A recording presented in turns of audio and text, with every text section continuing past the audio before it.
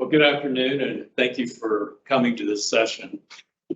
I'd like to give a quick introduction as to who we are and why we're here. Obviously, the title, policies, systems, methane regulations, coal sector.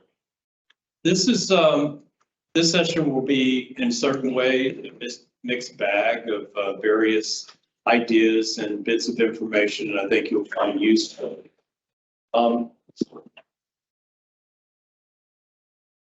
Did I do that right? No, wrong way. Still not advancing. There we go. So I'm Ray Pilcher. I'm honored to be the chair of the group of experts on coal mine methane and just transition for the UNECE. The UNECE is the United Nations Economic Commission for Europe. And you might wonder why Americans are here. And the fact of the matter is that there are 5 regional commissions. This regional commission was formed shortly after World War II, and it reflects the composition of the world at that time. It included the Soviet Union at that point and North America. Of course, now, because it's the former Soviet Union, there are many more countries that include Central Asia. So we look at it actually including North America, all the way across Europe, and into Asia. Really happy to be here because we just had a great session. We had a great session that really touched on many of the barriers that we all face and have faced for a number of years. In the beginning, I think Henry said that there were 500 years at least of experience in the room. He was looking at me at the time. That's really not the way I see it, although it would be a sizable part of it. When we look at coal consumption, this was actually a projection. We have a tendency to talk about coal like it's almost in past tense, and we touched on that in our last session. But in fact, it's not even close. Before COVID, we were using the primary energy consumption of coal was about 80%. And then, of course, everybody got excited because we saw during COVID this glimpse of this possibility, right? We started to see emissions go down, and we thought, hey, this might be something that catches on. Coal consumption is now 82%, so it didn't catch on, and I'm sorry to say that. Regardless of what we might think about coal, it's a necessity. The development across the world, as you all know, is not even. There are a lot of places that still rely on coal. Almost all of their energy comes from coal. And then there are other places where it's actually been reduced over the last several years. When you look at this, you'll see that North America, essentially the OECD countries, actually have decreased their amount of coal to some extent. European Union had been decreasing, now it's increasing again because geopolitics matters, right? Asia is continuing to increase, although there is a desire to decrease the amount of coal consumed from the power sector, but in fact, the metallurgical sector, even though we may be able to use hydrogen at some point, that's not on the near horizon. I think the market tells the story. When you look at this graph of coal prices from 2017 to 2022, it's almost up to the day here, you can see that there's a huge driver. This is driven, of course, by geopolitics. And this is something that, even though we talk about climate, we forget that unfortunately humans are involved and we're not nice to each other. The other part of this is that when we do this kind of thing, when we see this upswing like this, many of this actually reflects either expanded production or it's reflecting new mines. And in fact, if we look around the world, we're seeing new, huge open cast mines being opened. India will almost double its consumption and production of coal, almost all of that new production will be out of open gas mines, super pits, huge super pits. China is doing the same thing, and we know that Russia did, unfortunately, probably on the ramp up to the war economy. I borrowed this from last week's UNECE segment at the Committee on Sustainable Energy. I borrowed this because I think this shows you something that we all talk about, but it's nice to have the graphic. This is a ventilation fan at the San Juan mine in the Four Corners area of the United States. It's in New Mexico. And what you can see is this plume. And this is it's something that I think we need to really think about. Because when we talk about, we did talk about VAM, we also don't really understand to a certain extent how this methane mixes in the upper atmosphere. Now, with the satellite surveillance that we have, the capabilities of this remote detection of methane, we're now starting to see not only the occurrences, but also how it mixes in the atmosphere. This is something that we need to pay attention to and really consider as we move forward and talk about technologies.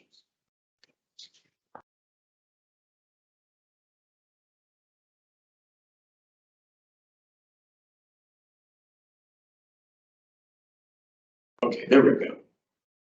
One of the things that I think earlier Meredith alluded to is that no matter what we do with CMM and AMM, we're actually at a point where as we close coal mines, we still have a lot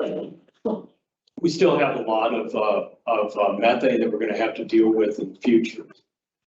This in 2010, we could see that this share of AMM in the mix was only about 17%. We're projecting as we go out that it's going to be as much as 20%.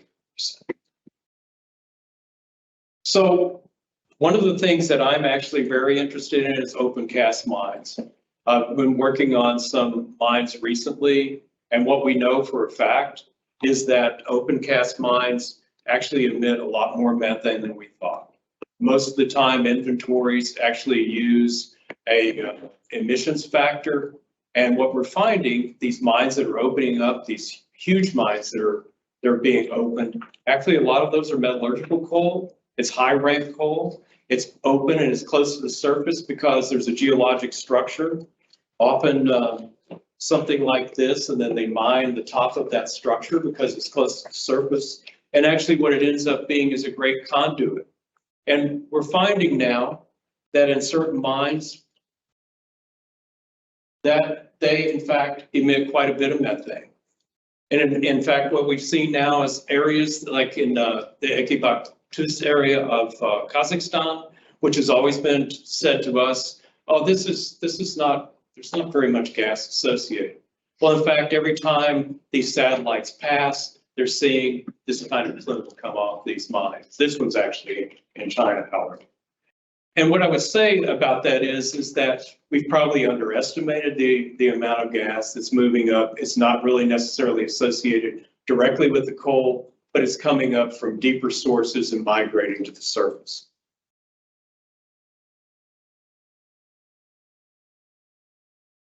One of the other things that I'm very interested in, and we are interested in as a group, is how do we look at these resources, whether it's methane or coal, and what is the risk associated with the development? Or another way to look at it is not utilizing the methane that's coming off of these coal mines. This is a diagram from the United Nations Framework Classification. It has 3 axes. I've drawn in the red lines and the arrows to show the direction of risk. And so what you're trying to do is find projects that have the lowest socioeconomic risk, the highest feasibility or the lowest risk of being feasible a project, and one that we have the most knowledge of. In this case, it's geologic knowledge, but it could be any kind of knowledge of any kind of project. And so I made a comment in the earlier session about de-risking. This is our session now, so I can say this.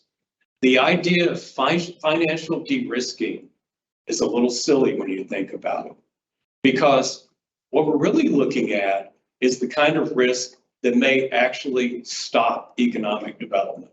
If we continue to have these tremendous storms that batter continents, destroy cities, and take the lights out for as much as a year or more, this is something that we have to talk about. So we need to really think about how we really appraise and assess projects as we go forward. And we need to talk to our bankers and let them understand that the money's not going to be worth anything if we don't have an economy.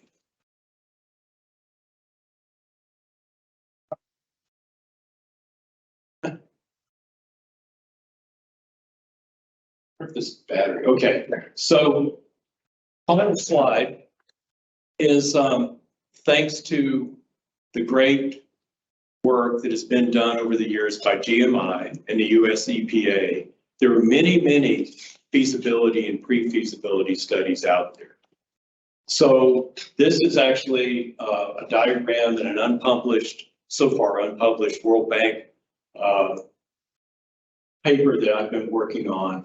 And what it shows is on the lower axis, the CapEx and OpEx required in millions of dollars for these projects, and ARI, many of these projects are actually work that ARI has done.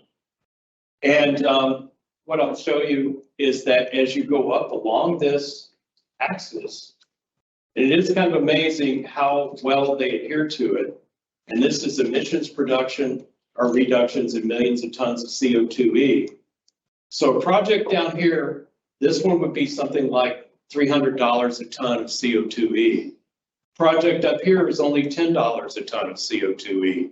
And even out here, where these are very, very expensive projects, we're talking about $30 a ton of CO2e. So when we talk about CCUS and CCS, we really have a rival here. And this is something that Clark pointed out almost a decade ago. But now we have some data to show that this actually happens.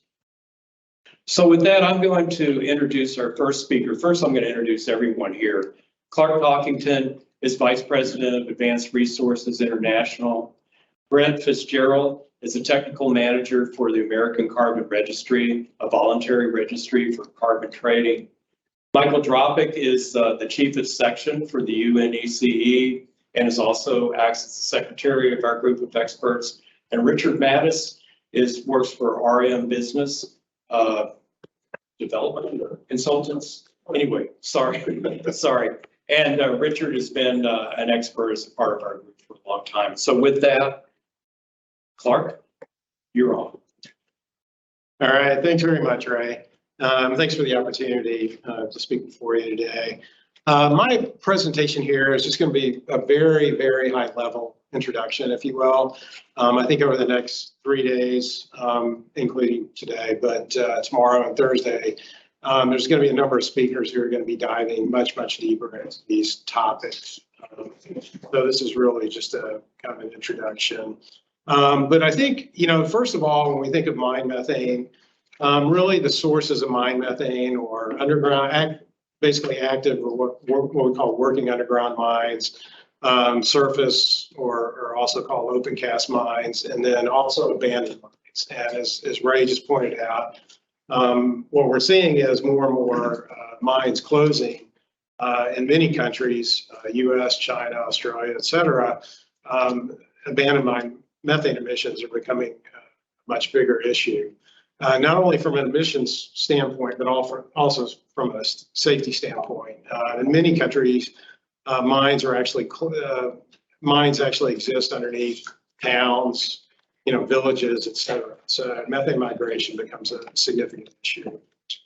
When we think of these sources from underground mines, generally speaking, we can say that anywhere from 55, depending on the mine, or depending on the country, 55 to 100% of methane emissions come out of the ventilation shafts. I mean, you're talking, a limited number of point sources, probably 1 to 4, maybe 5 shafts at a mine, generally under negative pressure, massive fans pulling huge quantities of air to bring in fresh air to the mine, but also remove methane dust, et cetera. And then, the remainder where gas drainage is practiced, those emissions would come from the drainage systems. If you kind of look at it as a whole, and these numbers aren't mine, they were actually kind of estimated or assumptions made by a good colleague of ours, and he kind of threw these out at a meeting in Geneva for the UNECE back in March. So we can assume that roughly about 60% of gas in place is emitted while mining. The 40% of gas in place probably remains. So if we think of all methane sources and all mine methane sources, maybe half be mine methane from ventilation shafts, maybe 10% from gas drainage, maybe roughly 35% is combined, let's say surface mine emissions and abandoned mine emissions, and maybe, I guess, roughly around 5% from post mining emissions. So gas that stays in the coal is released during processing, transportation, and storage. So in terms of gas capture, so in terms of gas capture, there's several options. The first option is pre-drainage, what we call mine pre-drainage. So you can either drill boreholes, vertical boreholes, or slant holes, horizontal boreholes from the surface, or you can produce gas in advance of mining in mine. Surface boreholes may require hydraulic fracturing, depending on the permeability of the coal, geologic conditions. It's not practiced in that many countries. The US, it's obviously very common. It's been practiced in China, Australia, for instance. It can be quite successful in draining the coal seams in advance of mining. Probably more common is pre-drainage in mine, where boreholes are drilled either in the coal seam, like laterally across the seam, or they can be drilled directionally, long hole drilling into the seam. Again, in this case, you're generally producing very high quality gas, and it can be very effective, but it's also not cheap.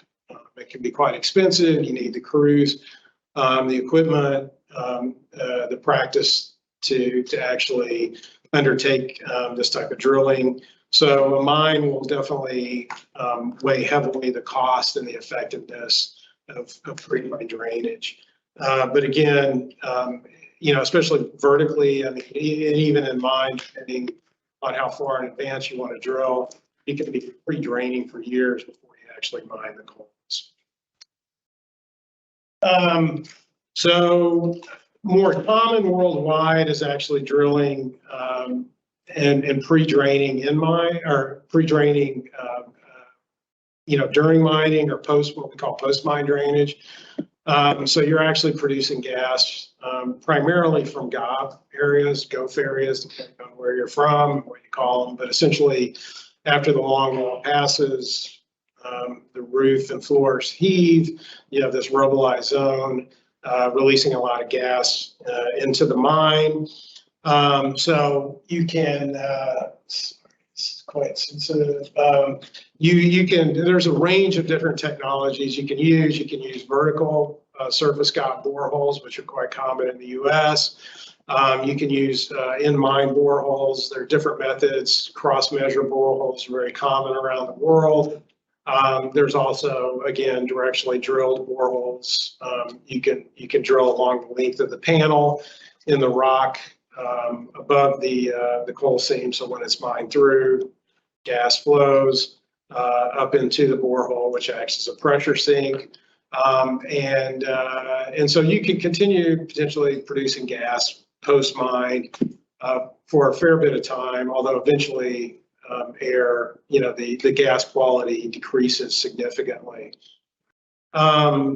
You can also drain sealed areas, which are effectively mined out areas where seals have been placed and built, sealing off that section of the mine. It's basically like an abandoned section, but you have the mine staff there to manage the operations. Generally, the gas quality of post drainage is definitely lower than pre drainage, but the cost to drill and to manage the drainage system can be significantly less than pre drainage. It's also just widely practiced, and so the expertise and skill sets around the world there. But eventually you get down below 30%, 25% methane concentration, and really technologies to actually use the gas disappear, and then you're also moving toward the explosive range of methane, and you really don't want to be moving that through the mine. In China, they actually do have utilization technologies that use low concentration methane, but I'm not in favor of those because it becomes a significant safety hazard in that concentration of methane through the mine. So we get to ventilation air methane. That is the largest source of methane emissions, worldwide. And really in each country, the concentrations, depending on the country, are typically below 2% and almost always below 1%. There are exceptions. For instance, in the U.S., we have bleeder shafts, which can go up to 2%. The low concentration, as we've already heard, can make it challenging to utilize that gas. There are technologies available, and you'll hear a lot more about those, some really interesting projects. Right now, regenerative thermal oxidation is really the commercial application applicable to these. The quantity of methane emissions that can be reduced through VAM projects is significant. And as Ray already indicated, they can be on par with like early stage carbon storage projects, CO2 storage projects, sequestration projects. There have been a range of hurdles, namely, an effective price for the carbon, a liquid and sustainable carbon market, because really at the end of the day, your options are either a carbon market, price for power if you're generating power. You can generate steam, you can turn a turbine, and there are some projects in China doing that. But again, you need a very good electricity price to do that, or subsidies. You need some type of subsidies. But we've definitely seen, and we're going to hear more about some of these projects. U.S., China, Australia. We've also seen demonstration projects in the UK. Technology works, and it can have phenomenal promise. If you go back to drain gas, the end uses are the breadth of end uses available for. So, power production is the most common worldwide. Natural gas sales, but you need pipeline quality gas, boiler fuel, what have you. There's even compressed natural gas vehicle projects in China and other countries, and China is even developing LNG projects. So if we look at abandoned mines very quickly, so really, we close the mine. Ideally, we seal the mine, and two things either happen: either the mine stays dry or the mine floods. If the mine floods, the water level rises potentially almost, near the surface, and that pushes, the gas out, the existing gas out, and pretty much seals off any gas production that may occur in the future. If it stays dry, if it stays relatively dry, then you have gas production. Gas will continue desorbing off the coal for quite some time. And it follows basically a decline curve based on empirical measurements that have been taken in the field, and a lot of work, actually Ray and Mike Cote and a bunch of other people who've done really, really good work in this area. So when you're looking at mitigating methane from abandoned mines, I mean, you could let the mine flood. That happens quite a bit because frankly, it's too expensive to pump the water out of the mines. And then you have potential acid mine drainage on top of that. So environmentally, it's just not a good idea, nor is it a good idea from an energy consumption and energy rationalization perspective. What is occurring today and what we're seeing more and more of is essentially, you can either drill boreholes into the workings, the closed workings, or you can set the mine up ideally before closure to produce gas after closure. We're seeing more and more like power generation, combined heat power projects. And actually in the US, because of the carbon markets, we're actually seeing a lot of flaring projects at closed mines. And actually working mines as well. I think today there's something like 35 or 40 flaring projects in the US that closed and active mines. So it really comes down to the economics, what markets are available, et cetera, what may be the most advantageous use. And then surface mines, as Ray indicated, there's significant growing interest in surface mines. I think probably everyone in this room has seen some news articles that have come out essentially based on satellite measurements taken and some of the methane emissions at surface mines in Australia, for instance, and other countries. I think, Ray, you mentioned Ekibastuz in Kazakhstan, which is historically a big gas emitting basin. Obviously, there's a lot to discuss, and I think that'll be a point of discussion this week in terms of satellite measurements and better understanding those, and also kind of ground truthing those measurements and kind of truing everything up. But it definitely is created a lot of interest in surface mines.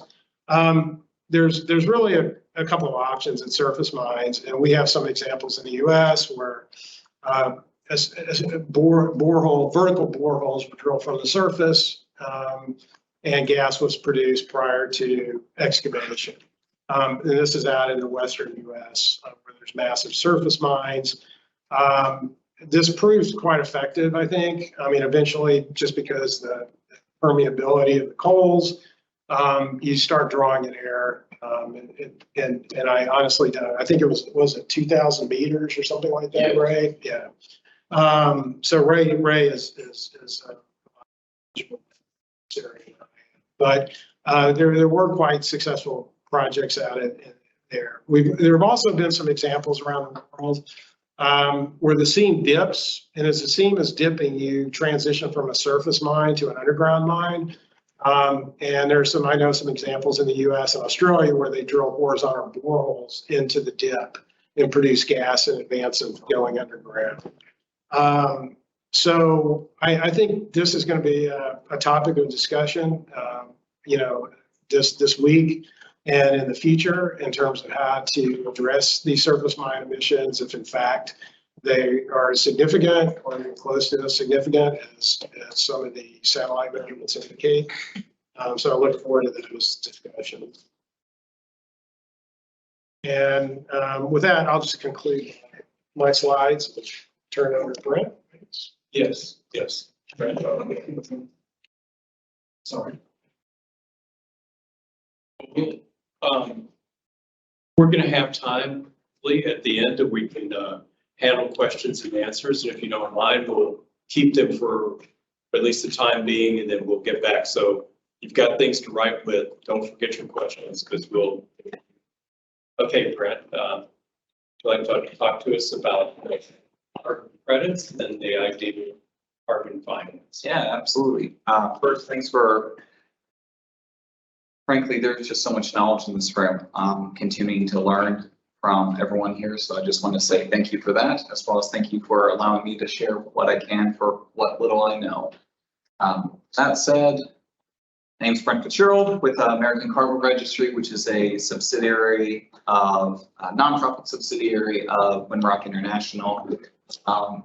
Ours is the first privately held voluntary carbon market founded in 1996.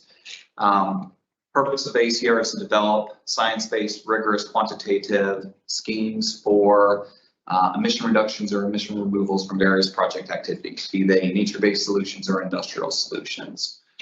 In addition to that methodology development process, we also oversee project developers verification for projects that are going to try and earn credits. So you see the life cycle of those projects, from listing to verification to registration of those credits, what have you. ACR functions in the voluntary carbon markets of VCM, that is international as well as domestic. ACR also is one of the 3 offset project registries, or OPRs, for the California Cap and Trade System for those carbon offset credits. And then lastly is ACR's entire carbon offset program, so all of our different methodologies. They are eligible for ICAO's CORSIA program, which is just an alphabet soup of different names there. All right, so what to cover? Just wanted to cover the first topic, which is introduction to ACR. Then go over different U.S. policies and practices pertaining to coal mine methane as they are right now, and why they are. Then talk about the various opportunities that carbon markets might have for project developers. Then go over just how these quantification schemes actually work, the high level, go through just the state of the market, which Clark was referencing throughout his presentation, which is fantastic. Nice having a dovetail, and then potential opportunity to stack incentives. So where do carbon markets and other state, local, or national subsidies or carbon taxes or what have you, where can they apply? So one question might be, why doesn't the United, and for this it's focused on the United States, why doesn't the United States regulate coal mine methane? The answer is it does through MSHA. So that is a focus purely on safety and health of mine workers underground. As been said before, methane can self-ignite in concentrations between about 2 and 5%. So in order to prevent auto ignition, that gas is vented to the atmosphere through ventilation programs. In order to get a mine up and operating, a mine owner operator needs to submit a MSHA ventilation plan. And for particularly gassy mines, they need to also have degasification systems. So the former pertains to VAM, ventilation air methane. The second is underground drainage methane. So what Clark was just talking about for the different boreholes, be they pre-mining, in-mine boreholes, or post-mining gob wells, these are all more pertinent to degasification systems. So MSHA just tries to get the gas out from under the ground up to the atmosphere. It doesn't matter the concentration. Once it gets to the atmosphere, no mine owner operator has to destroy it. Second thing is US EPA Clean Air Act does not regulate mine methane. The reason is because that methane source is considered fugitive. Fugitive sources under 40 CFR 52.21B4IV, I think, defines fugitive emission sources. Basically, if it can't pass through a stack, then it cannot be a point source and therefore is fugitive. The only other way that US EPA comes into play for regulating mine methane is through the greenhouse gas mandatory reporting rules. So that'd be 40 CFR Part 98 subpart FF. Got tons of alphabet soup for us here today. The other area where regulations come into play, for the GHG mandatory reporting rule, it's just quantifying how many emissions are had at a mine. It does nothing for mitigation, nothing for abatement. It's just trying to quantify. Now, that said, state and local permitting might come into play either for obtaining a well permit to drill a new well for a degasification system, or for getting a construction or operation permit for, say, a flare, a engine on site, just process equipment. Clark was also touching upon this. Once mine gas is captured, what is its typical uses? It's for methane rich or high quality gas. It's used for power production, either on site or off site, or primarily used for if it's upgraded, injected into a pipeline for downstream use. So that said, that leaves a whole bucket of potential mine methane emissions available for abatement that doesn't fall into any regulatory program and that don't fall into common practice. That is where carbon markets come into play. So one of the criterion for a carbon offset is it has to be additional. So additionality, there's lots of different definitions, but traditionally is there a regulatory surplus? So does it go above and beyond what is required by any state, local, federal rule? And the second is how common practice is this particular activity. I think we've heard enough folks in the room just talk about how difficult it is to mitigate VAM. If any VAM is destroyed, that is a prime source for generating carbon offsets. In addition to carbon offsets, there are a limited set of state incentives, tax rebates, or renewable energy or alternative energy credits that can be potentially stacked on top of these carbon offsets. And I'll try and touch upon those later on. Okay, so sort of carbon markets 101 for MMC. So MMC is different from CMM. CMM is coal mine methane. MMC is mine methane capture. So what opportunities are there for MMC? You can use the voluntary carbon market, VCM. For the three main international VCM registries, we've got American Carbon Registry, ACR. Second, we have the Carbon Action Reserve, CAR. And then you have Verra, who has its own specific scheme called the Verified Carbon Standard, VCS. Each of these three registries have their own MMC methodology or protocols that quantify potential offset credits. On top of these three registries, we have two ongoing initiatives. They are the ICVCM, so the Integrity Council for the Voluntary Carbon Market. This is the supply side. It is a international consortium of academics, nonprofits, governments, industry who are weighing in to ensure high integrity of carbon offsets that are being generated. The demand side is for the VCMII, the Voluntary Carbon Market Integrity Initiative. This is ensuring that whoever is buying a offset is using it the correct way, that there's no double counting. I will say that for both of these initiatives, the ICVCM and VCMII, there is an open consultation period right now where if you have any questions, comments, concerns about their draft literature, you can submit comments to that end. On the right side of this table, we're talking about a couple of compliance markets. So the first one is an international carbon market. So this is, in essence, international aviation. So anytime that you fly from from Arlington, Ronald Reagan National Airport, I don't know, to Barcelona, to Cairo, what have you, you're flying over international waters, and therefore that flight is subject to offset a portion of its GHG emissions. So carbon offsets can be purchased through this program for SIA. Another potential avenue is using Article 6 underneath the Paris Agreement, which is, I'll say, some very smart people or lawyers can make heads or tails of that. I'm still struggling with that myself. Subnational carbon markets in the United States, we've got three. So we've got the long established California cap and trade system, where citations here, if you want to read the 150 pages, I have done it several times. It's very exciting.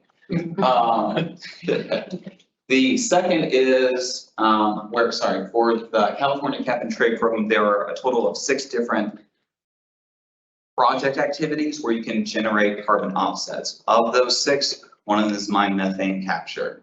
Others is, capture and destruction of biomethane from livestock, ODS destruction. There is right now, Colorado has a proposed recovery methane protocol rule based on the Colorado Clean Heat Plan SD 21-264. Provided the URL here just because it is ongoing. They are also receiving public comments for how to craft that. The third subnational offset program is the Washington State. So it is rather than California's cap and trade, this is cap and invest. Its model is California. It is also trying to be up and running by January 1st, 2023, and I wish them the best of luck to have that up and running smoothly. I have this box down the middle that says potential linkage. So there is a tie-in amongst these different folks. So ACR's MMC methodology can be used for crediting in ICAO's CORSIA program. There's a possibility that California's MMC protocol can be used in the Washington State Cap and Invest program.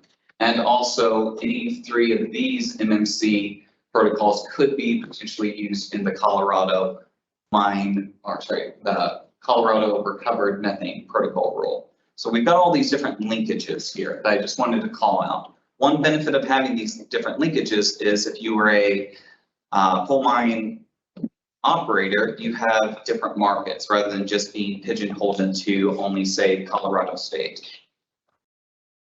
Okay, these 3 slides are just trying to give a glimpse of the size of the market here. So the top is pulled from a report published last month from Ecosystem Marketplace, where it is showing the size of the voluntary carbon market. And so this is the international BC, where, as you can see, it's this nice sort of trajectory where in 2021, we increased volume of credits by a factor of 4 from 2020, and where 2020 was a factor of 2 increase over 2019. The California market, this is showing the total volume of credits carbon offset credits that can be issued over these different reporting periods. The other thing to mention for just the California market is the value of the entire California carbon offset program is the equivalent of the entire voluntary credit, our voluntary carbon market. So right now we're at $2 billion for the BCM. California, it's already been that way. That's just one state. Lastly, is just trying to emphasize that international aviation is a growing market that will be, airlines will be demanding more offsets to meet their compliance needs.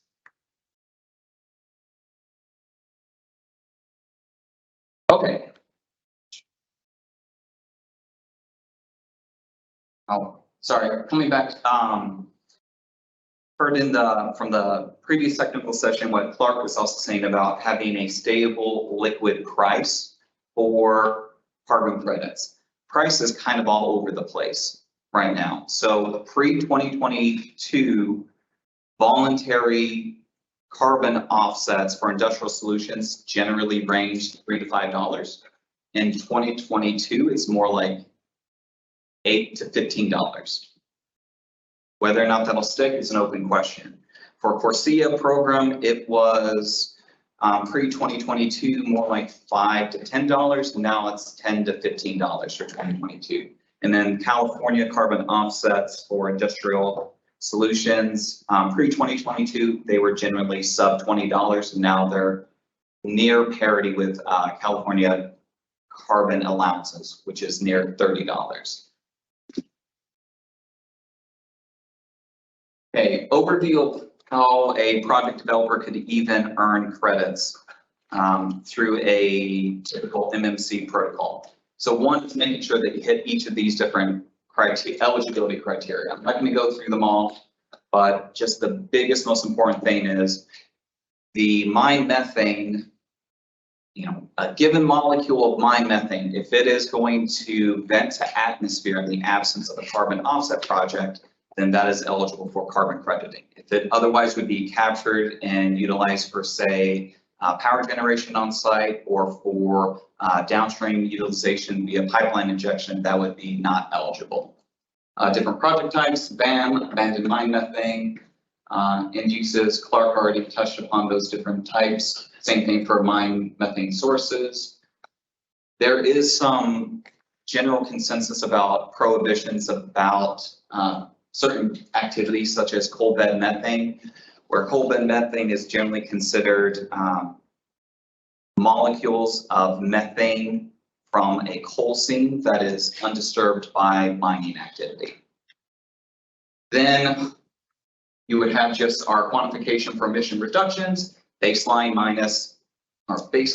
emissions reductions minus project emissions equals ER. So you're only going to be accounting for in-scope sources, sinks, and reservoirs. And then you've got some pretty state-of-the-art monitoring technology for analyzing your methane concentration, your mine gas flow rate.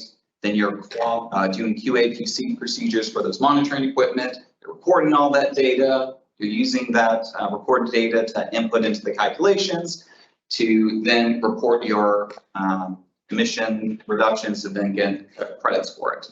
After you do this whole step, then you go down to third-party verification. After third-party verification, that VDB or validation verification body hands over their report and opinion to a registry like ACR, their Climate Action Reserve, to make sure that they did their job right. And then those 50,000 to 2 million credits are issued for a given activity.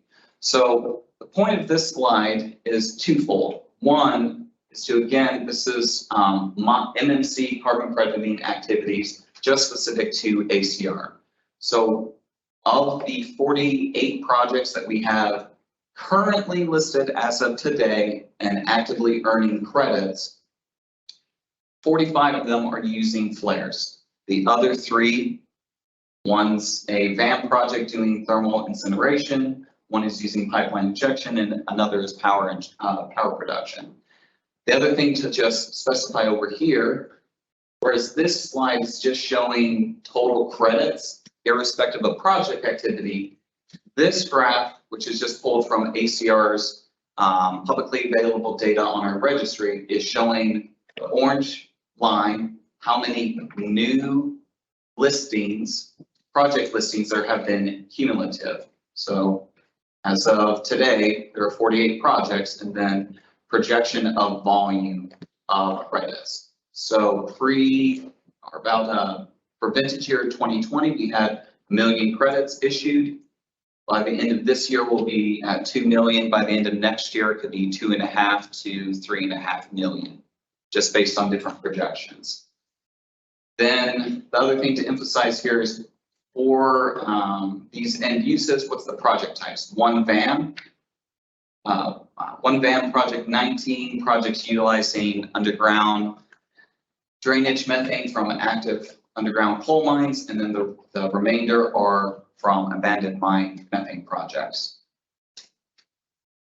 Sorry, just to make this really clear, this looks kind of exponential.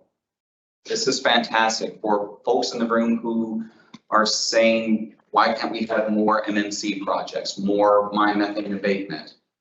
I'm seeing on the ground at a very granular level that we have turned a page. We are seeing more and more activity, more project developers get involved, weren't involved 2 years ago. Just in consideration of time for the other speakers, there Outside of carbon markets, there are state-specific programs. So each of these deal with pretty much renewable energy production, where CMM is defined as renewable energy. That is state-specific. We have to look at those specific definitions. The other thing to mention is the prices involved with these can be very attractive. I was on listening to a webinar last week where the quoted price for a tier 1 REC for Pennsylvania was 70. It's not my business. I don't know that well enough, but I'm just passing along something that I heard yesterday for just additional resources. The other thing to conclude with is it is possible to stack these incentives. So if you're going to destroy mine methane through an engine that will generate a carbon credit, if you then utilize that release of heat from the methane destruction and use it for power generation, that could generate RECs and also earn money through or revenue through, say, a PPA. With that, thank you. Thank you, Vernon. Appreciate that. And remember to keep track of your questions. We'll circle back around in a minute. Michael? Thank you. So I will try to very briefly provide you some overview of different methane initiatives that are out there. For the sake of time, I'm not going to be saying everything that's on the slides. So online. And anyway, I'm pretty sure that many of you, all of you know about this. Just to kind of show what is out there and how it is sometimes mutually supportive, sometimes it's overlapping, but to show what are the international methane initiatives out there. So the first one is the Paris Agreement. It's close to the heart, from my heart, being from UNEC. This is something organized by the UN. It has 196 parties, adopted at COP21 in December 2015, entered into force a year later in November 2016. The goal is basically to limit global warming to 2 degrees Celsius, preferably 1.5, compared to pre-industrial levels. It works on 5-year cycles of increasingly ambitious climate actions carried out by countries. And those countries also by 2020, they have to submit their plans for climate action, which are known as nationally determined contributions, or NDCs. And in those NDCs, they indicate actions that they will take to reduce the greenhouse gas emissions to reach the goals set in the Paris Agreement. Going to the next one, Global Methane Alliance. It's an initiative by CCEC, started in 2019. I'm mentioning it here because basically its goal is to countries which are joining Global Methane Alliance commit to include the methane reduction targets from oil and gas sector in their NDC. So this already shows that this link that there's one initiative that's already helping to implement the goals set up by Paris Agreement. And it brings together governments, financing institutions, international organizations, NGOs, and industry.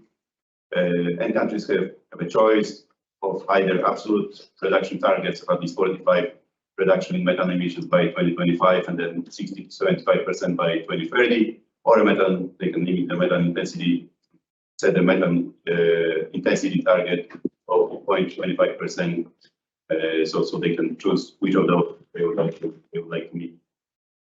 Going further, we have Global Methane Pledge, announced at COP26 in November 2021 in Glasgow by United States and European Union. At the moment, there's 122 state participants, representing nearly 50% of global anthropogenic methane emissions and over 2/3 of the global GDP. Apart from member states which joined the pledge are also supporters, and UNEC proudly joined the Global Methane Pledge, I believe it was around a month ago. So we are a supporter. Among other supporters, there's also UNEP, IEA, CCEC, EBRD, GMI. So it's not only countries, there are also those others who help with reaching this goal. And the goal is that participants joining the pledge, they agree to take voluntary action to reduce global methane emissions at least 30% from 2020 levels by 2030. So it's very ambitious, very short time frame. And apart from committing to this goal, they also commit to work continuously improve the accuracy of transparency, consistency, comparability, and completeness of national GHG inventory reporting. So it's also very important that there is this part of monitoring and reporting, because it's not only about commitment, but also about possibility of tracking those commitments. So, so it's also an important part of the plan. Now, talking about monitoring and reporting, another initiative is International Methane Emissions Observatory, known as IMEO, launched at the G20 Summit. It's a data-driven initiative by UNEP with a big support from European Commission, and it will help also with implementations of the EU legislation on methane if it's going to get passed. So I will talk about it in a second. And it basically aims to catalyze reduction of methane emissions starting to the energy sector. And it is focused on collecting, integrating, and reconciling methane data from multiple sources, such as companies, satellites, scientific studies, national inventories, to generate a coherent and policy-relevant global public data set of empirically verified data of methane emissions level and source. And again, here we see how one initiative is supporting another, because it's going to be a key implementing vehicle for global methane pledge. And as I mentioned before, it's also going to play a crucial role in implementing the EU regulation, which is now being considered. We'll see whether it's going to get passed in what form, but IMEO is already there to help with this. Then Global Methane Initiative, I'm not going to talk much about it because we all know it. We're all here invited by GMI. It's just to mention that this collection of this microcosm of methane initiatives out there. It's not only on very high level, it's not only about making commitments by government, but it's also about focusing on concrete solutions. GMI is a public-private partnership focused on reducing barriers to the recovery and use of methane. It's a valuable energy source. And it's all about identifying opportunities, fostering best practices, sharing technical resources and strategy, providing technical support, increasing capacity, and so on. So this was just to show that there is, again, big variety of different initiatives on every level out there. Then we have the Oil and Gas Methane Partnership 2.0. It's a multi-stakeholder initiative launched by UNEP and CCAC. It's a comprehensive measurement-based reporting framework aiming to improve the accuracy and transparency of methane emissions reporting. And I'm talking about it because it's focused at the moment on oil and gas industry, but there are plans to expand it also to the coal sector. So this would be a great development, and I believe that there's already work done to make it happen. And then again, to show how it is supportive of other initiatives, OGMP 2.0 is one of the key components of IMEO. As for the members of OGMP, it's mostly companies, 80 companies representing a significant share of the world's oil and gas production. But there are also partners which are not related to industry, such as UNEP, the European Commission, CATF, EDF, CCAC, and so on. And there are two supporting partners, which are member states. It's the UK and Norway. Now, moving to the regulation that I mentioned before, which is EU regulation. It was presented to the public around a year ago, and now it's still going through the process of all those procedures within the European Union before it gets passed. It's a relatively long way, and then there is some controversy with this. There's some resistance. I will be talking about it in a second, but at the moment, just to speak about the goals of this regulation. It is about improving the accuracy of information on main sources of methane emissions associated with energy production within the European Union. It is about ensuring effective reduction of methane emissions across the energy supply chain in the European Union. And interestingly, it is also about improving the availability of information on fossil energy imported to the EU. So it's also European Union is trying to legislate on issues related to methane emissions within, but also is trying to pay attention that whatever comes to the Union from the outside is also going to be regulated in certain ways. Going to be information, those who provide energy to the European Union to provide information about their reporting obligations and so on. And on this basis, European Union will be able to pick those from whom it wants to import the energy. So this is important, and the regulation focuses on oil and gas sector, but also on the coal sector. So now moving to what is required by this, it will be required by the regulation if it gets passed. So mine operators will have to perform, monitoring and measurements of methane emissions from emissions basically on all exhaust of ventilation. Then drainage station operators, they'll have to perform measurements of volumes of vented and flared methane. Surface operators, they will have to quantify emissions resulting from their mining operations. So it's very comprehensive, it's focusing on pump, drainage systems, and open pit mines. It also requires mine operators to estimate coal post-mining emissions. And it also asks member states to develop and implement a mitigation plan to address methane emissions from abandoned properties. So it really touches upon all aspects of methane emissions at any point of whole cycle, let's say. So now we get into the points which are exactly the most controversial and the most resisted by mine operators in European Union. At the moment, these are mostly from Poland, because this is the only country which still has a considerable size mining industry. So the proposed legislation prohibits and will be effective on January 1st, 2025, venting and flaring of methane from drainage stations operating underground coal mines, except in the case of emergency malfunctions and those which are unavoidable for maintenance. Then very similar regulation applies to venting of methane emissions from ventilation shafts. It's going to be effective only on January 1st, 2027, so it's 2 years later. And it basically prohibits venting of methane through ventilation shaft coal mines emitting more than 0.5 tons of methane per kiloton of coal mine. And this does not apply to coking coal mines. At the same time, coking coal mines are not off the hook, because then the regulation also requires that states, 3 years from entry into the force of regulation, shall adopt, that the Commission prepares within the 3 years entry into the force of the regulation, a delegated act setting out restrictions on venting methods from ventilation shafts for coking coal mines. So basically, at the moment, the situation is that if the regulation passes as it is, it will mean basically the end of the coal mining in the European Union, because mine operators are unable to meet those requirements. So this is how it is, and this is what's the approach of operators, and they try to convey this message to European Union. There are certain discussions how to adapt those regulations, but it's not going easy. And let's see what's going to be the final outcome.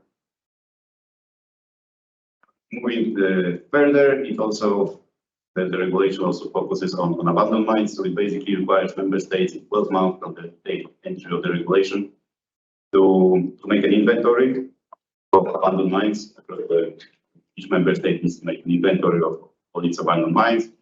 Then within 18 months from the entry into force of the regulation, you have to install the measurement and treatment on all abandoned mines. And the regulation also identifies who is responsible for doing this. So mine operators would be responsible for doing this at the closed mines, and member states would be responsible for doing this on the abandoned mines. And the regulation differentiates that closed mines are those with an identified operator, owner, or licensee, and those which are closed according to the applicable licensing requirements or other regulations, while abandoned mines are those where an operator, owner, or licensee cannot be identified. So, but there is still this focus on abandoned mines and dividing the responsibility, making sure that all abandoned mines are identified and that the measurements are done on all of them. So again, if there is impossible to identify who should do this, then it's a member state's obligation to actually do that. Now, finishing with this regulation, and again to show something how those things are all mutually supportive, and I already mentioned this. So verification role is attributed to IMEO. This is what the European Commission sponsors to large extent, provides money to IMEO, and why it develops together with UNEP because it's supposed to provide data which will help them to implement those regulations that I just mentioned. Again, it is not sure when and in what exactly form this regulation is going to be passed, but it's a very ambitious goal set by European Union to try to regulate it across 28 member states. Because not all of them have any stakes in it, but some of them, especially Poland, have really big ones. So those negotiations are not going to be easy.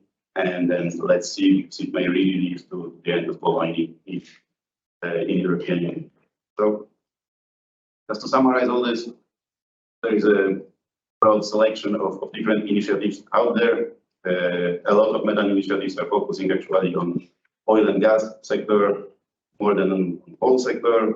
If they focus on oil and gas, they typically include typically focus on oil and gas activities, that is exploration, production, and processing, also gas transmission and distribution and storage. If any initiative is touching upon coal sector, then typically address issues such as flaring by prohibiting or significantly limiting flaring by a given day. It addresses emissions from drainage system, again limiting the amount of emissions per ton. The mine code that it's exposing people to emit certain limitations. Then it addresses limiting the amount of emissions per ton of mine code, again ventilation system, not on drainage system. And then it also sets requirements referring to the scope, frequency, and detail of measuring obligations and reporting obligations in certain instances. Also, those initiatives out there touch upon abandoned mine methane, requiring to either identify and map them and also to measure emissions from abandoned mine. For the moment, this will so we have very much, and I guess that will point. Rich. Because that's a different level of discussion. Thank you. Since your slides. You want to.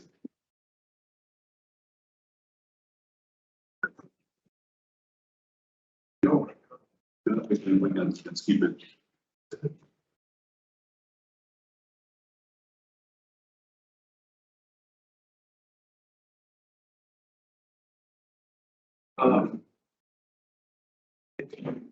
Can we just move on then?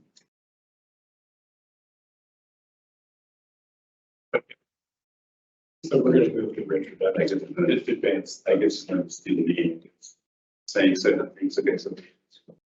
I'm sorry for that. So now getting back to before I give it to Richard, which some of you may not see, and when I give the clicker, you will not play, so you actually can see Richard.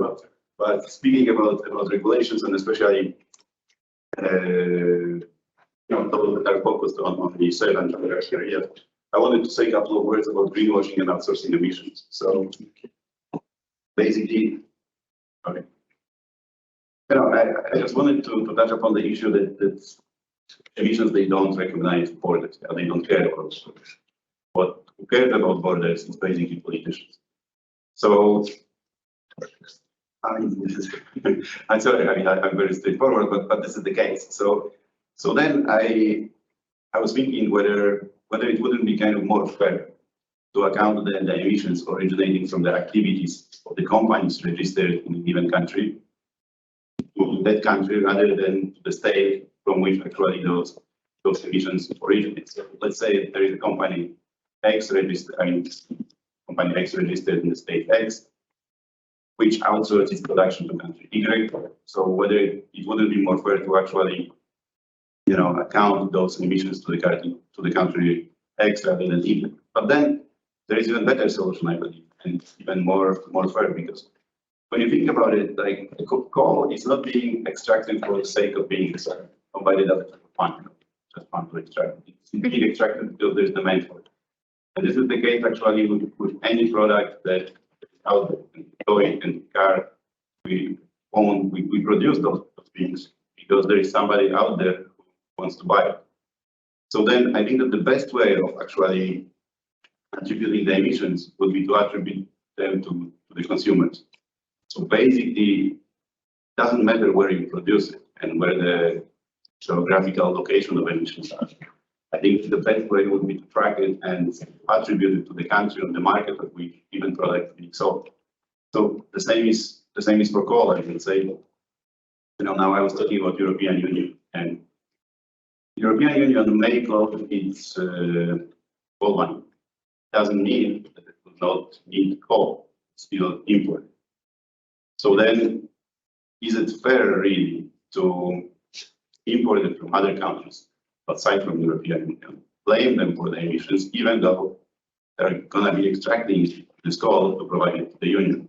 So I think that, I know that it would be very hard to actually agree on any such scheme, but I think that this would really put the burden of fighting with climate change more on developed world and developing. So at the moment, we really outsource our production, outsource our emissions to those countries.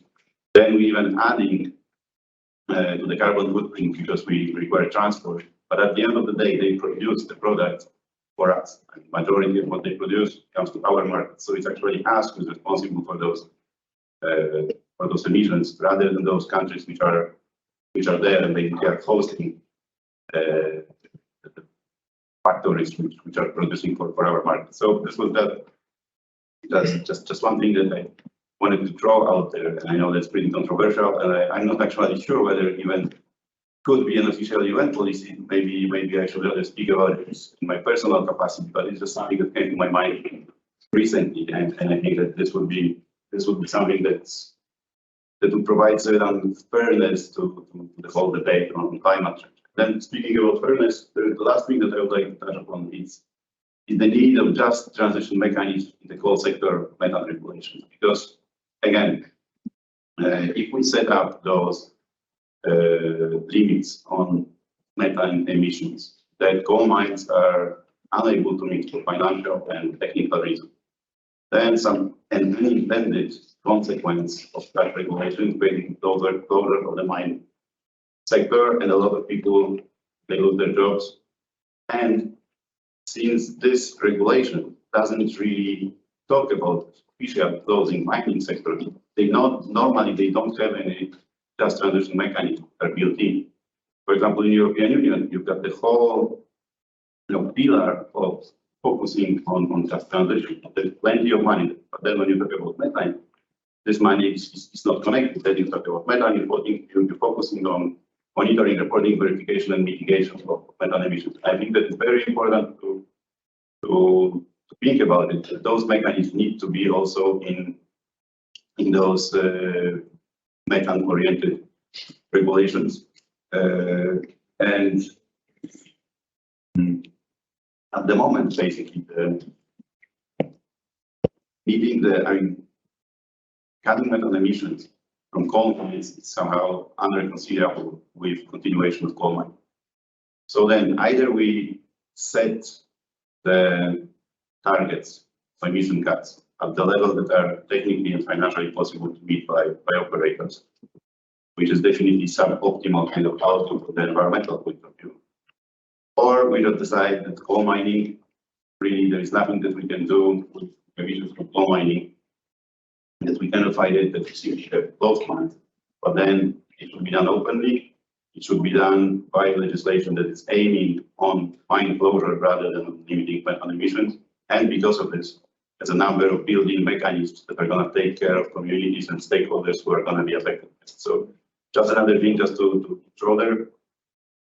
I think that this is often overlooked, and our group now is focusing very much on just transition, and I think that it's very important to keep it in mind, because really there might be some unintended consequences of regulating methane emissions from coal sector without thinking of what they actually can lead to. And then they're going to leave a lot of people with no support, which is going to be set continuation of repetition from the history. Basically, this is how most of transition out of coal happened. They were very not just simply closure of the coal mining system, and those people were in great majority of cases left by themselves. So it would be great if we can avoid it. I don't know whether we as UNEC have an answer to this, how to do it exactly, but at least I think that before you start looking for solutions, it's good to identify the problem. And I think that this is something we often use. It's not really identified. So with this, thank you very much, and I'll give the floor finally to Richard, and I will speak. No, I stand up instead. So thank you, Michael. And we have about 15 minutes, a little less than 15 minutes I will not remaining take in it. the session. So, sorry. I'll not take all of that. So I'm basically pitching a proposal how to catalyze more actions. My background is 40 years in international industries, where 10 years in the industrial oil industry and 20 plus years in emission control, whereof a large part for processing dam emissions. First for the company Methane, now part of Dur Corporation, and since 10 years as an independent consultant to industry and to government. And I know from this background, I know that if you can collect emissions also with very low concentrations, if you can collect them to one point, you can process them. Since their inceptions, I've been active in the GMI and also in the group of experts for CMM at the UN in Geneva.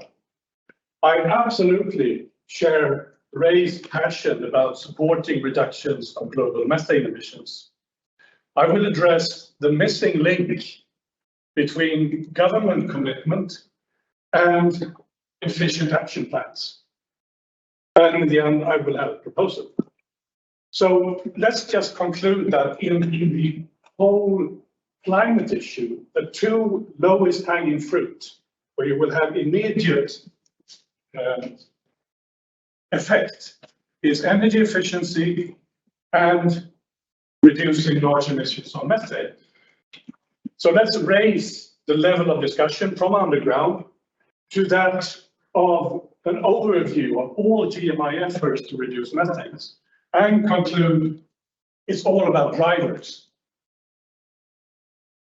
and clear rules of play. So starting with an example, due to my background, it happens to be down.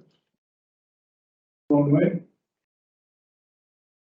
In coal mining, we know that around 70% of all methane emissions come as van. A large shaft would emit corresponding to 1 million tons of CO2 equivalents, or even more. And that's with a global warming factor of 25. That has the effect of global warming similar to that of 500,000 cars. Now, 25, that is an old assessment of comparison to CO2 on a 100-year basis. It's actually 15 years old. 15 years old assessment.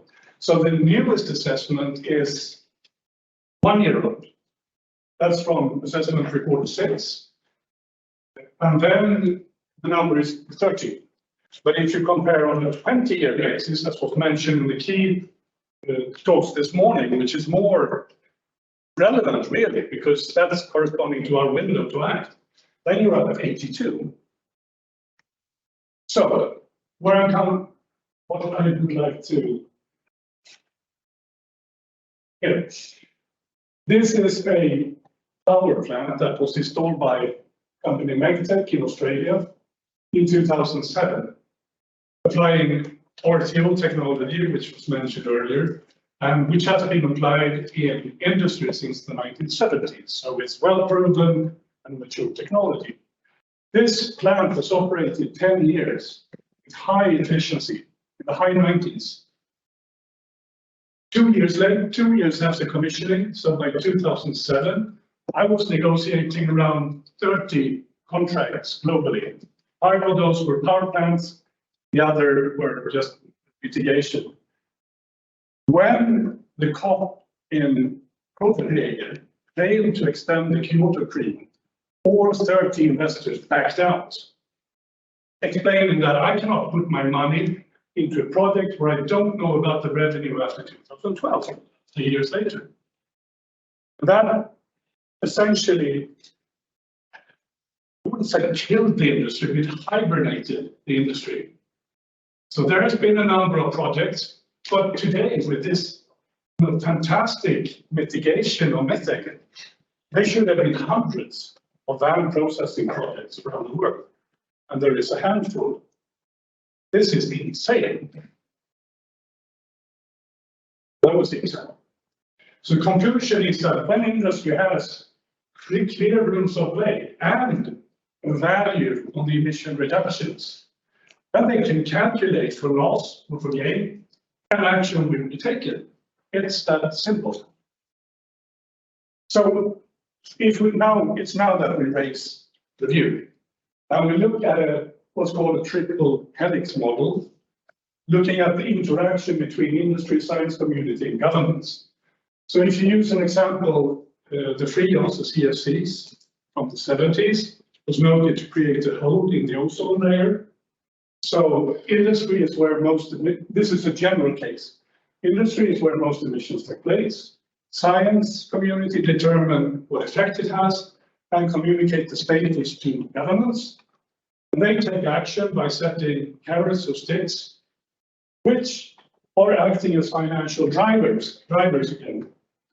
For industry, we can calculate that they earn money and save money, and then they will reduce the emissions. This is a typical case. So looking at climate change, this is how it should be. And I'm talking primarily CO2 and methane. Industry where most anthropogenic greenhouse gas emissions take place.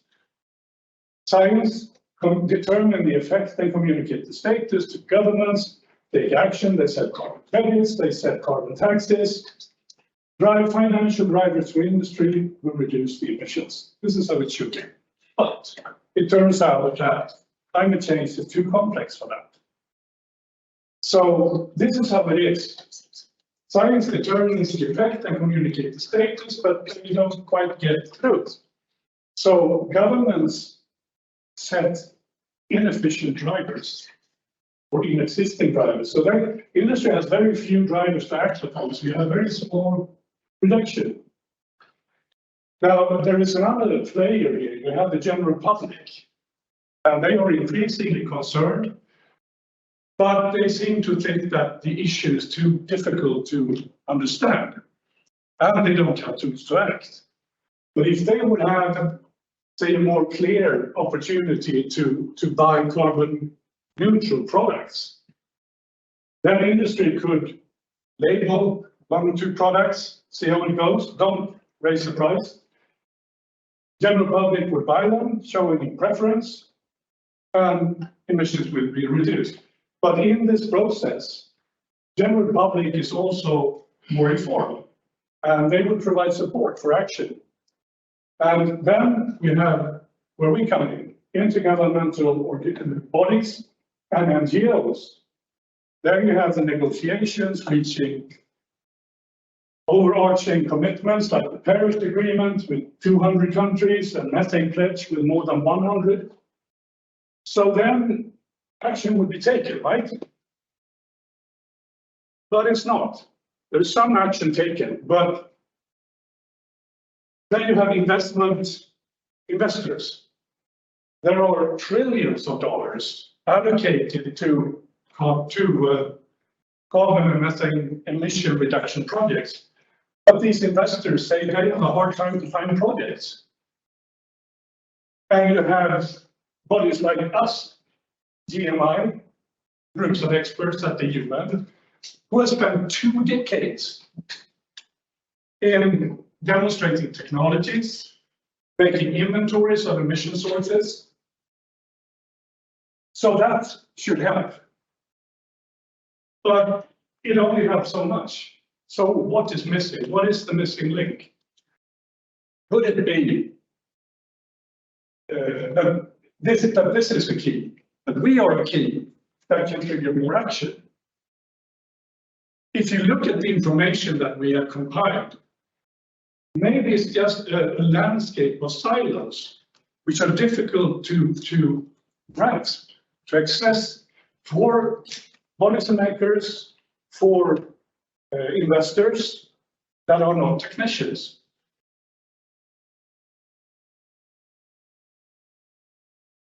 We have created a goldmine of information. Maybe what's needed is that we make a guide for non-technicians to access the information we have. Structure is the key structure. you can structure it so you can find the most efficient projects or technologies to reduce emissions in different sectors. And you can cross-section comparisons. So if you're a policymaker, you say, okay, in my country, we have coal mines, we have landfills, and we have something else. So I go into these tables or these comparisons. I can select things to make a roadmap. Here, that's what I just said. So my pitch is there, based on the GMI and UNEC material, and considering the government commitments, an interest or a need for a well-structured guide on how to reduce methane emissions? And if so, should that be addressed to non-technicians, intended as a tool to make roadmaps and turn that into action plans?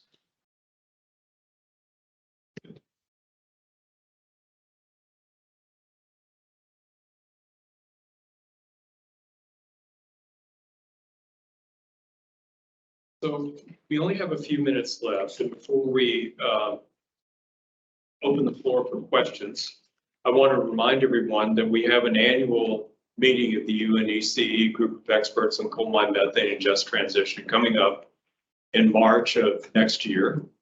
We're building the program now, but everyone is warmly invited to Geneva. I think it's March 22nd, 23rd.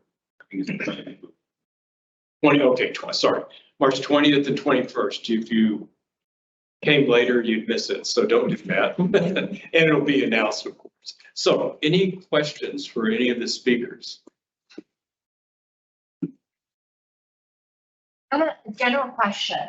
Many of the experts here have been working on CMM issue for 20 years. So could you cite some major changes you have observed 20 years ago when you work on this issue and today in terms of policy or technology events? Go ahead, Clark. Yeah, Han-Ling, thanks. Just very quickly, probably one of the most significant changes I've seen is the advent of flaring in the coal sector. 20 years ago, it was rarely practiced. It was seen as actually a dangerous practice by the industry. I think Ray and myself and several others were told multiple times over when we talked about it that no coal mine will ever have an operating flare over it. Some of Brett's, his slide showed you how many flares there are just operating in the US, not to mention other countries, Australia, Kazakhstan, et cetera. So that I would say very quickly that's been one of the biggest changes that I've seen. I think one other that's really important is at least in this country, the availability of data of what the actual emissions are certain coal mines. So that allows people who are project oriented to be able to understand where there are opportunities, and hopefully, and it has to some extent, incited technology providers like Biotermica and also investors to do some pretty significant projects. Any other questions? We have time for one more. Yes, sorry, I can't see. Oh, Kanan. Oh, no, sorry. Great. Okay, perfect. Just following up on this issue, were there any empirical measurements of flaring efficiency? Because I think this is what we've learned from the oil and gas sector, that actually, usually in the literature, we assume that at least 98% of methane is destroyed during the flaring. But actually, from practice and from recent measurement campaigns, we know that it's much lower. So even though we think that flaring is potentially part of the solution, I think if we look at the data, it's not always the case. And the latest versions of the EU regulation call for 98% flaring efficiency, and there's a hope that we want to push that up to 99% efficiency. Yeah, that is interesting because I know that the combustors that we looked at in the last few weeks claim that they have 99.9% efficiency. And even with, we expected to see a significant derating at elevation, et cetera, but that's not the case because of the technologies used. And honestly, I don't know why there was that oversight. But it is a good, and I believe that there's still an opportunity to make comments related to those regulations. And particularly if you're in the EU, you should also talk to your country representative that can have an impact on that as it actually goes up for passage. And one last question, because we're actually 2 minutes over, but go ahead. Yes. Thanks, Ray. I would like to learn, is there any schedule or estimation for the coming into force of the proposed EU regulation about the methane emission? And I would like to then also, is there any exception for some EU members there will be, or it will be valid for all member countries, all of the items, because there are definite articles about restrictions and some penalties about the methane emissions. It will be any exception. And is there any estimation about when it will become into force and enactment of this law? Thank you. So to make sure I understood the question, it's a little hard to hear up here, but you're asking are there any essentially waivers related to the regulations that are being proposed for any of the industry? Is that correct? I think it was pointed out that the metallurgical coal production will be, to some extent anyway, and at least in the beginning, they'll be exempt from some of those regulations. But that's the only one I'm aware of. Maybe someone else knows more about that. But it's a very tightly written regulation in that regard. And I don't know, do you know when it's expected to come into force? I mean, the legislation process can be really long and complicated, and it's both European Parliament and adopted, Council. So it's not really sure how it's gonna happen and when it's gonna happen. And again, I know that there are still certain negotiations going on what exactly is going to be in the document. Also, like speaking about this, I would like to make one comment. Because not being a native English speaker and not being a very comfortable public speaker in general, I might have presented certain ways in a way that I didn't intend to. So I didn't intend in any way to criticize the European Union for what they're doing. I mean, the European Union is doing a tremendous job, and it's really brave attempt to regulate those things. Having 28 countries, you need to deal with all of them. You have to deal with industry, which is obviously not appreciating those efforts and so on and so on. So they're doing really, really good jobs. So like that, when I was mentioning, unintended consequences or outsourcing emissions, I didn't mean to point to European Union with general comment about all the regulations that are out there, just to pay attention to certain things that are happening. And as for European Union, we try to help them as much as they ask for our help, but we try to help also as UNECE with providing certain information so that this regulation can be better somehow. We did participate in the process when there was invitation for providing comments and so on and so on. So we do work with them. So again, I didn't want by any chance to kind of undermine their effort. But again, I guess nobody at this point know what exactly is going to be adopted and when is it going to happen, because it's not an easy task. So a lot is still going on. Certain things are supposed to be entering into force from 1st January 2025 or 1st January 2027. So obviously the regulation plans to be adopted before that, but God knows what's going to happen. Okay, I saw one last hand, and we'll do that, and then let's cut it off. And because I don't believe anybody wants to miss the reception. And so I was going to do, did you say? I was just going to, I think the question meant if there's any exception for the associated countries, or does it apply to only member states of the European Union? Okay, with that, I want to thank everyone for your attention and participation. And I think all of us will be at the reception. And so any of those burning questions you didn't get to ask, or those comments that you wanted to make, please let us know. So thank you very much. I appreciate it.